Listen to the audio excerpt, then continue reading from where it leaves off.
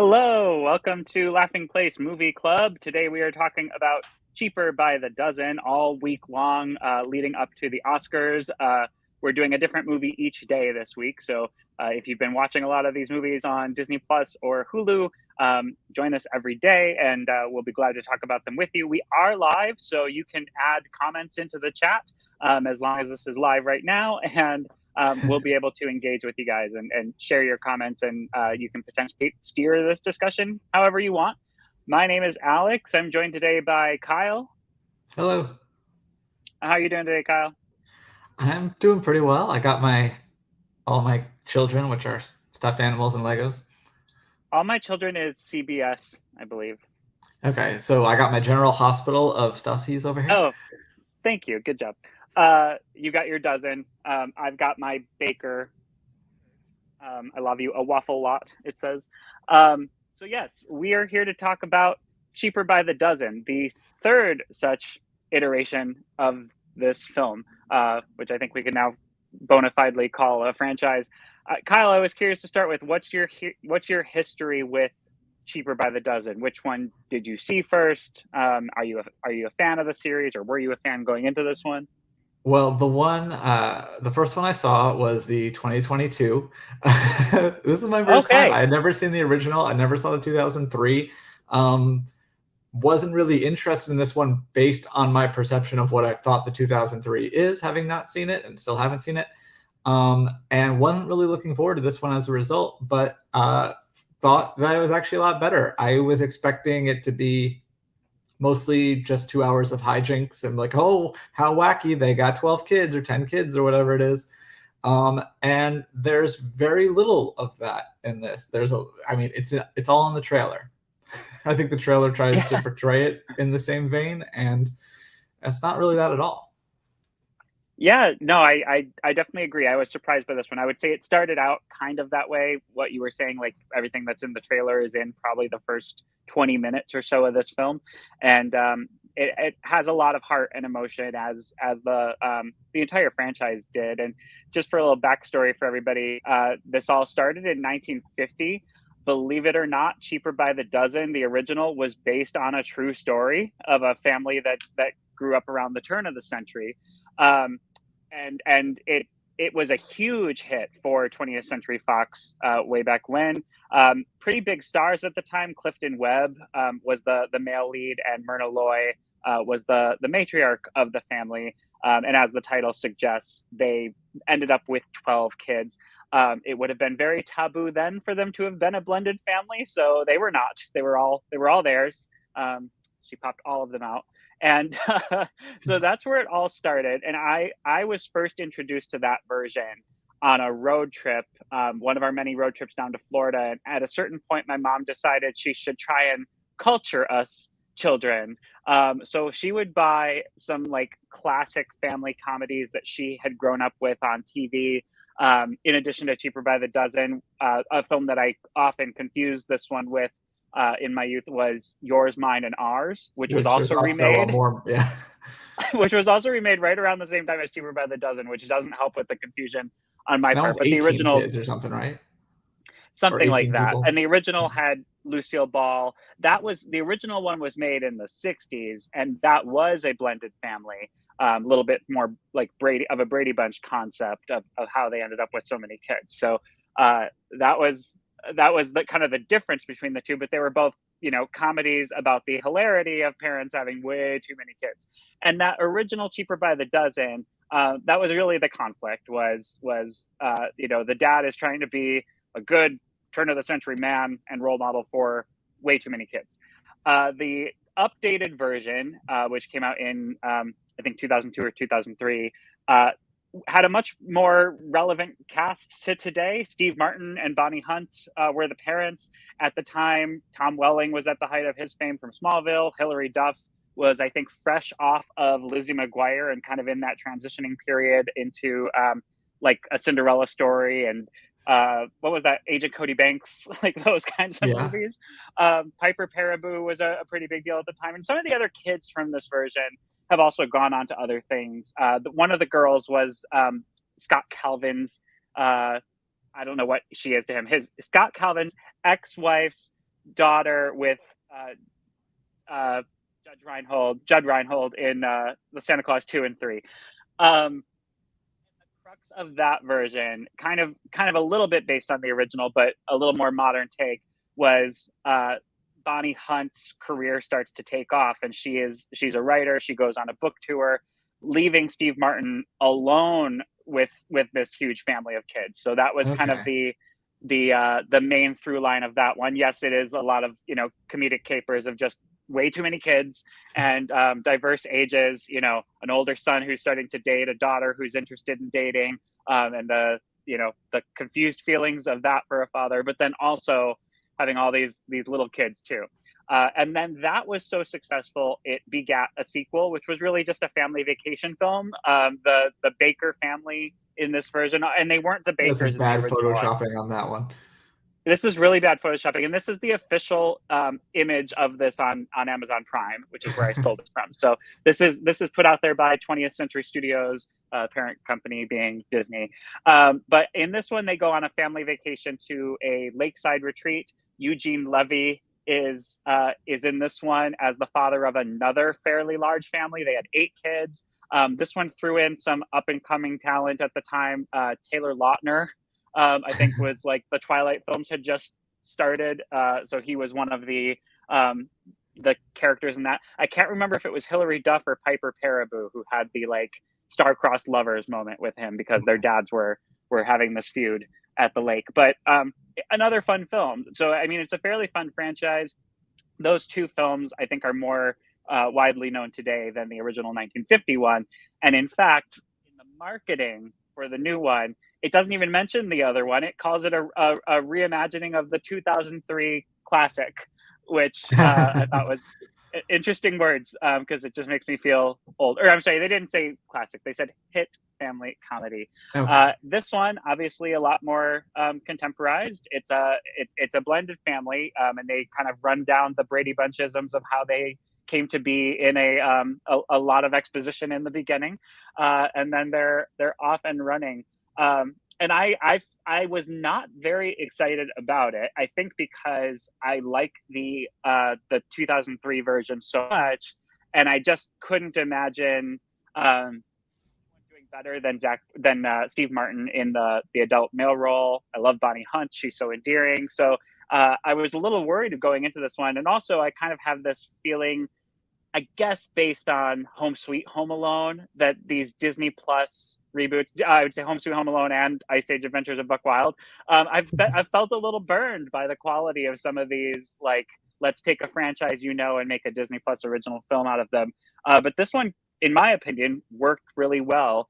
Kyle, on your part, what did you think were the strengths of the film?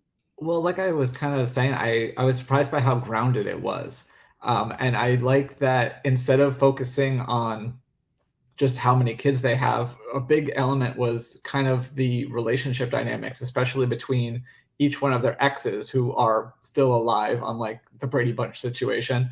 So you have, Not in a very Brady sequel, though. okay. Yeah, But or actually, he was a con man. But anyway, okay. Oh yeah, big fan. yeah. But yeah, Paul, Zach Braff's character, his ex is like the babysitter, and so she's just like always around. And they seem friendly. And then Zoe is her name, right? Yeah, the mom, something like that. Anyway, her ex I need is IMDb. yes, her ex is mostly good, but there's a little bit more tension there. So I thought that was really interesting. And then just kind of the whole idea about it kind of sets it up at the beginning, kind of as it introduces the characters, it says what their dream is, and that kind of sets up the theme that this movie is about pursuing your dreams and what that means and how your dreams can kind of evolve and change and surprise you in different ways as you grow up. Yeah, absolutely. And yes, you are correct. Gabrielle Union's character is named Zoe. Zach Braff's character is named Paul. And the film very much, it deals with a lot of issues. I wanted to talk a little bit about the Kenya Barris aesthetic of the film, because he's behind this as a writer and an executive producer. Mhm. Kenya Barris being obviously the creator behind ABC's Blackish, the freeform spinoff Grownish, the now defunct Mixedish, and potential upcoming spinoff Oldish. So, are you a Yeah, I fan haven't heard of about the? that in a while. Yeah, it may be dead in the water, but I know that was going to be what's her name, the Lawrence Fishburne and Jennifer. I'm having a brain fart. Um, but those two characters in their own show, which I'm all for. Are you a fan of the Blackish series or any of the spin-offs? Did you feel like a connection in quality to those shows to this film? Black is a show that I've encountered like when it's on, and I've actually my affinity for it has kind of grown over time the more I've seen of it, but not one that I make like appointment viewing. So now that it's concluding, I'll probably, there'll be a time where we need to sit down and watch all of them. But I've enjoyed it, and definitely saw connections to that show in this. Especially the most obvious one being that the girl from Mixedish is one of the littles, and she is hysterical. I love everything about her. Mm-hmm. And they were talking about her during the mini press junket for this, and saying she actually apparently is part of a late night talk show. Like there's a Kids Tonight or something Oh, show on Peacock. on Peacock, and she's on Yeah. that. And they asked her who her favorite guest was, and she said Lester Holt. So uh, she seemed she apparently sat next to Zach and said, I'm an old soul. So I really liked her in this. That is cute. We do have a comment, our first one that came in. Hi, Kobe, I think is how you pronounce your username. Spinoffs on the classics aren't the right move, and I generally do agree. This was one we talked about. I feel like they did this one well, and had I guess something more contemporary to say with it. It didn't feel so much as just a lift. As a kind of walk down the history of the franchise, each one has taken a different approach, basically taking the concept of two parents have 12 kids and but doing something very different with them, and I in general liked what this one did, and would recommend checking it out if you're a fan of the 1950 original or the 2003 remake with Steve Martin and Bonnie Hunt, Oh, this one which they was eventually also a have what? huge hit. 10 kids and 2 dogs. Yeah, 10 kids, 2 dogs, but they also in this one, so I'm gonna hide both of us so I can show this little backsplash image that I put up.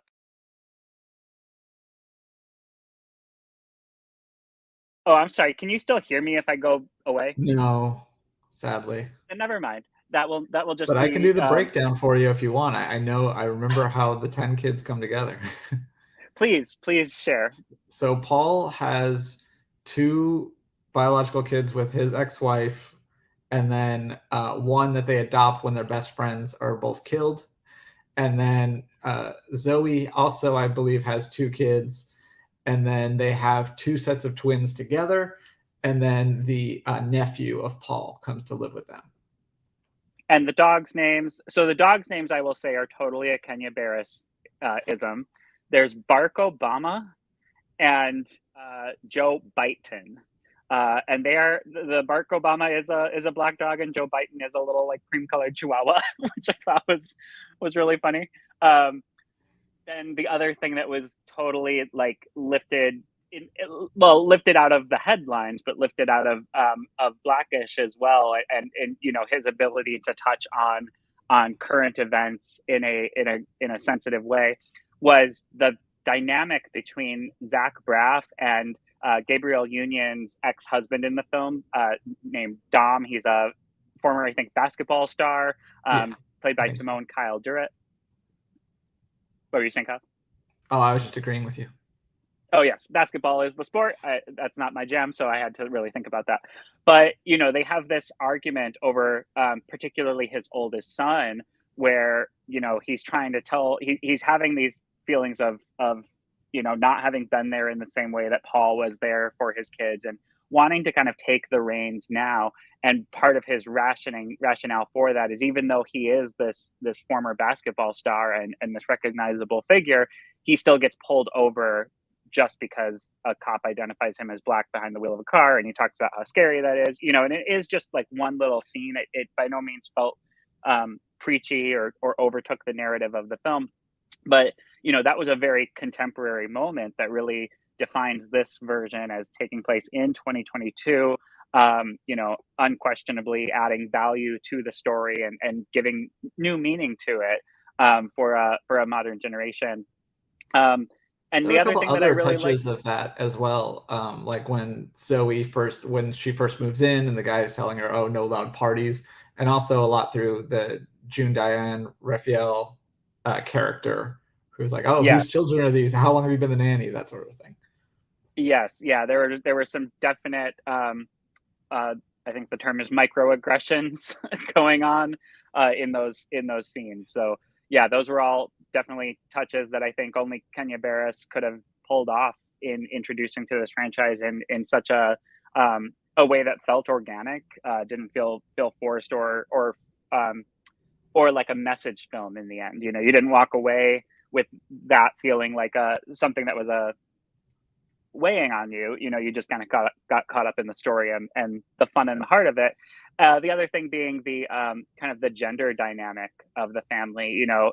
They established that when Zoe came into Paul's life, she really enhanced his business. It became a family business, and then you see, even though he's in business with two women, who they call the Barbies because they're both blonde and I think identical twins.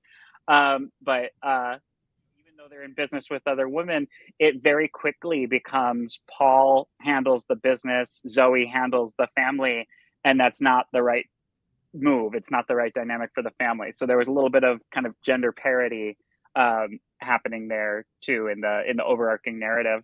Um, I think one of the few issues that I had with the film was there were some concepts introduced that I felt like maybe at one point in the script were meant to go somewhere and just didn't. The big one for me was the eldest daughter character having that boyfriend in school. Deja is the name of the character. Journey Blue Brown is the name of the actress.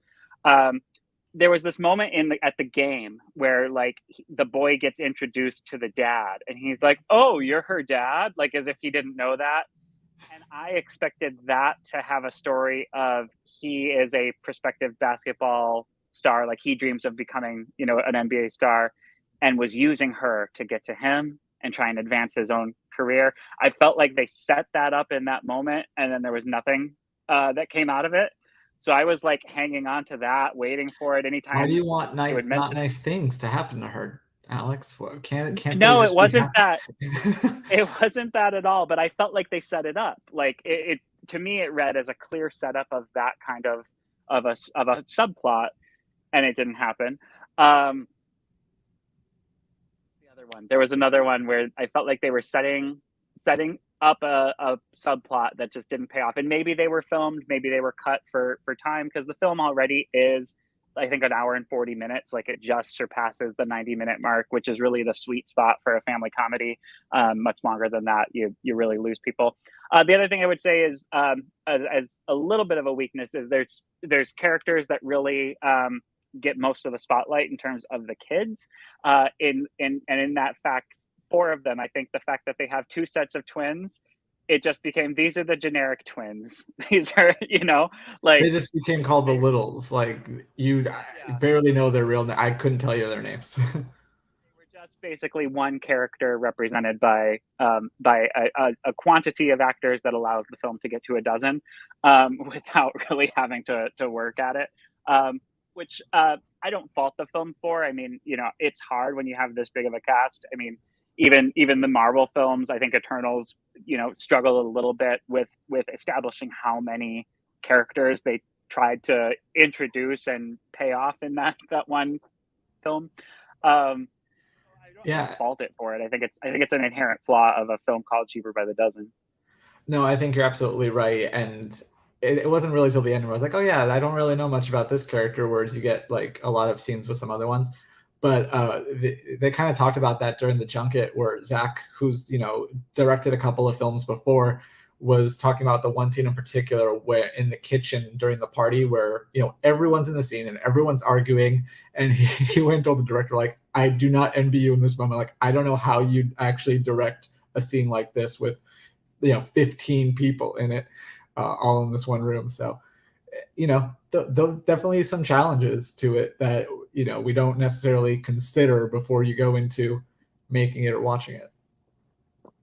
Yeah, absolutely. I was curious to know, since you did cover the junket, were there any stories that kind of stayed with you from the behind the scenes experience on this, or anything that surprised you that came out of that Uh, Q&A?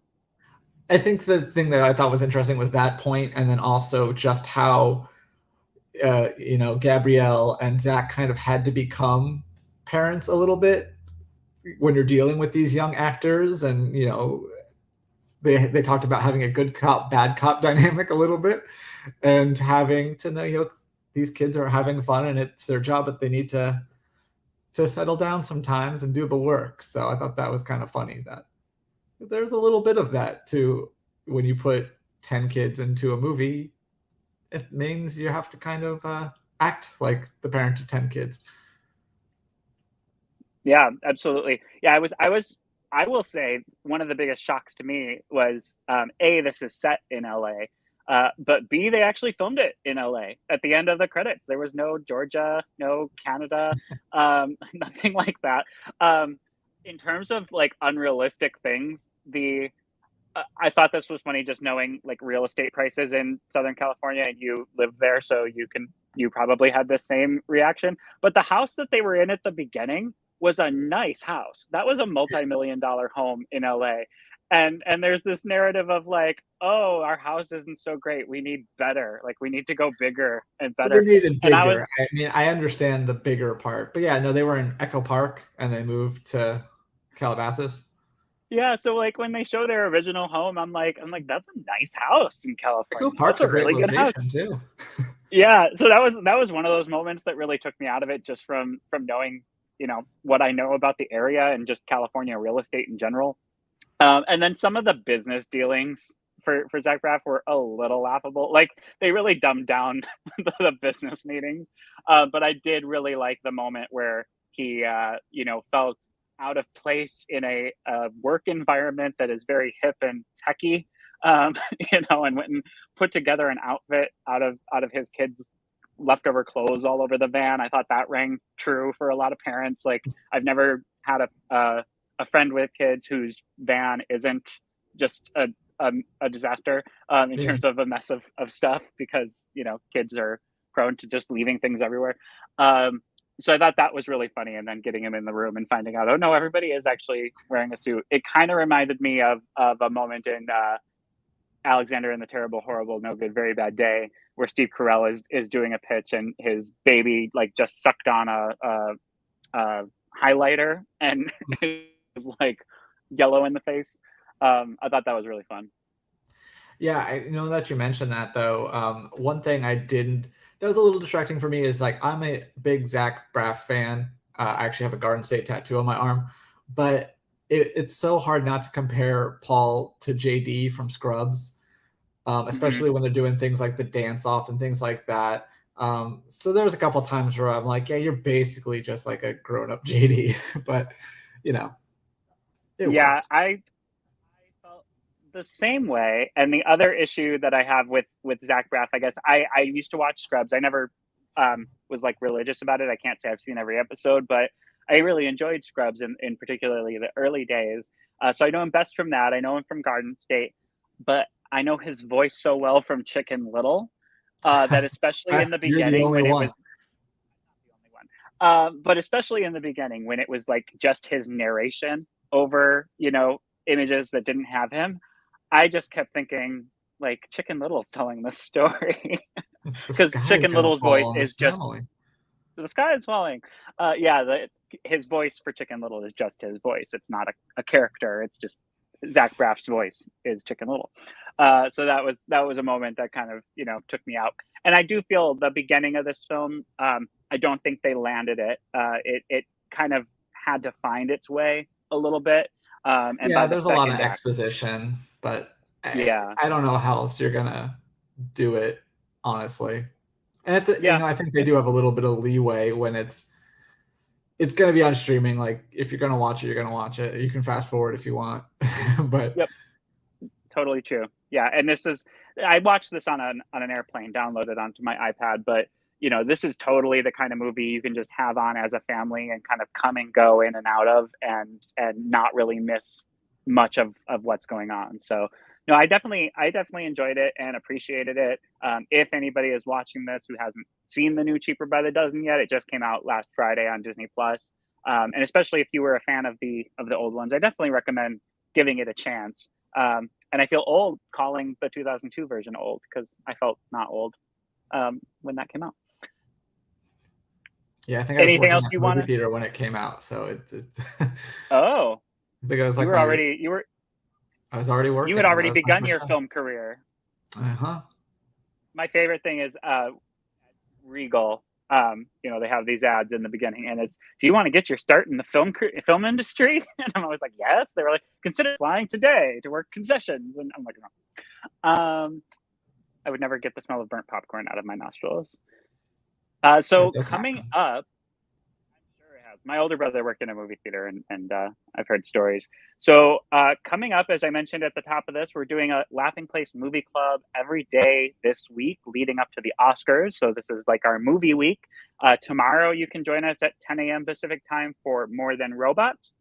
Uh, I will be back on Thursday with Deep Water, the new movie from 20th Century Studios, streaming on Hulu, originally planned to go to theaters. So you could join us for those. And then on Friday, we're going to have an Oscar prediction show.